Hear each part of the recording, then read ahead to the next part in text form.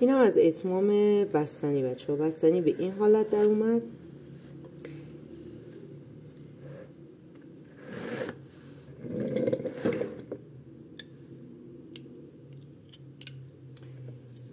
ببینید یه چیزی رو صادقانه بهتون میگم، ما این تماما داخلش دیدیم داخل این بستنی موز و شلیل و هلو ریختم.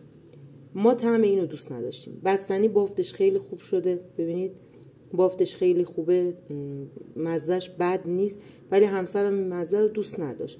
فکر میکنم به خاطر شلیل بود.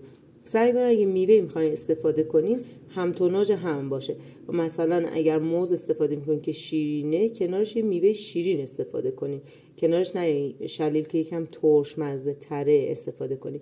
یه میوه هایی که با هم سنخیت داشته، مثلا میوه ترش رو با ترش استفاده کنین. ولی در کل بافتش بد نبود و یه تجربه جدیدی بود و دیگه من درست نمیکنم این مدل رو چون دوست نداشتیم.